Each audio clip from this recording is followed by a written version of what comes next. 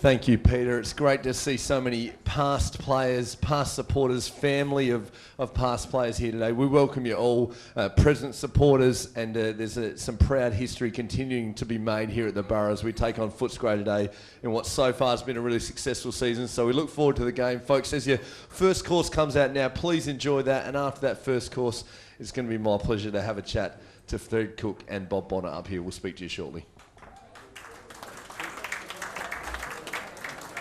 Hopefully you've all had a chance to enjoy your first course there. Your second course will make its way out shortly. It may happen while I'm having a bit of a chat up here, because hopefully we'll have a chat for a little while. First of all, we've got two people to talk to, and I might just go in chronological order. So to get us started, I'd like you to put your hands together and welcome up to the front 12-time leading goal kicker, 12 years in a row for that matter, Bob Bonnett.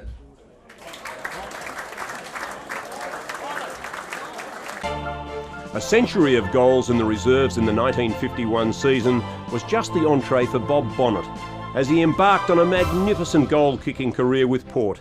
From 1952 until 1963, he would play 227 games and kick 933 goals.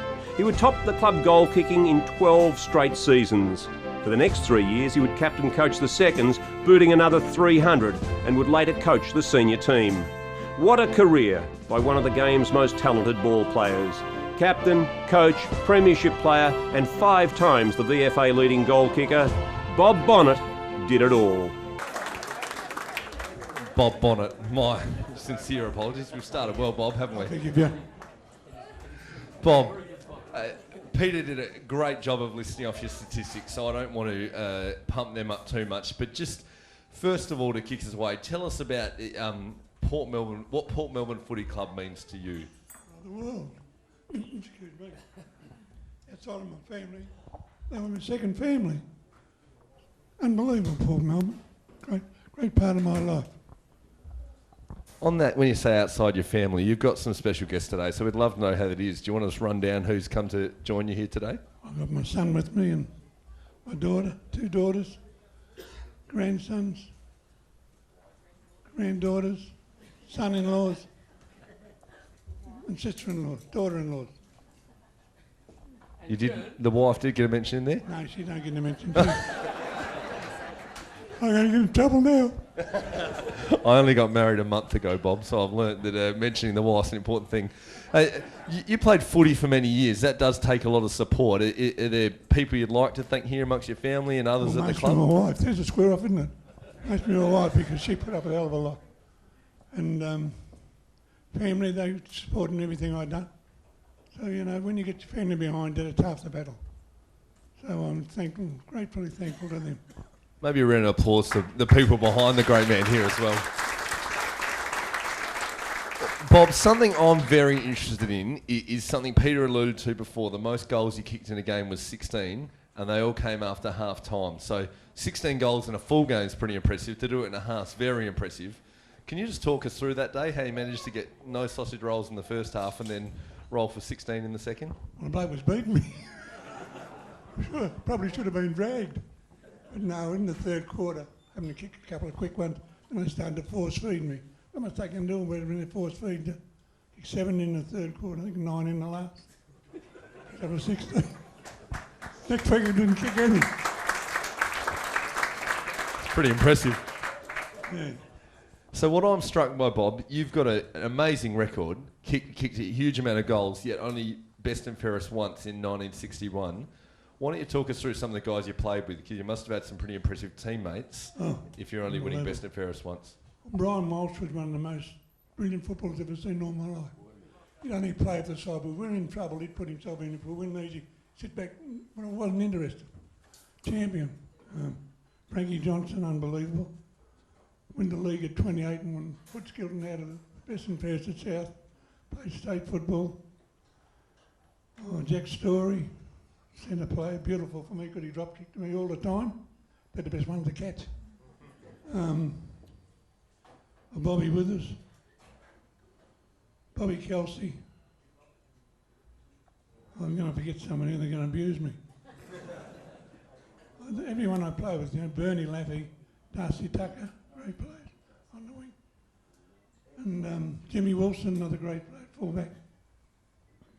But Frankie Johnson's the best player I've ever seen at Port, undoubtedly. He won 5 best and fairest.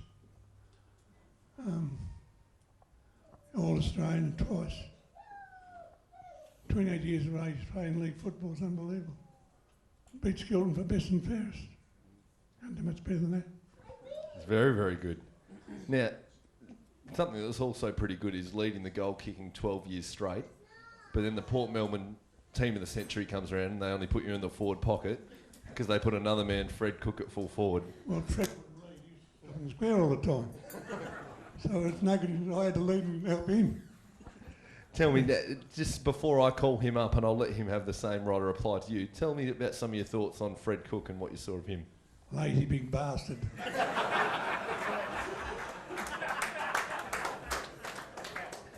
He wouldn't train. Last on the track first off. He's on the, getting rubbed down. Early Wharton told me this the other day, Fred, you were getting rubbed down. You couldn't train. Someone said Tommy Apes out there. You know, 6 players out running around the ground in front of Tommy Apey. Remember that, Fred? Yes. Anything but thought he'd come down and see Fred. I heard rumours he was popular with the ladies, is that correct? I'll leave it up to him, I'm not going to say anything about that.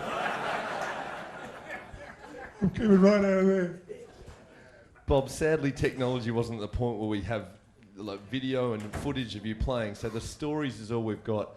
Maybe as one of our last questions, is there any stories that stand out as a memory, whether that's a story on the field or off the field? Because footy, we know that footy's about much more than what happens on the field. There's stories, there's mates, there's family, there's all this great stuff that goes on.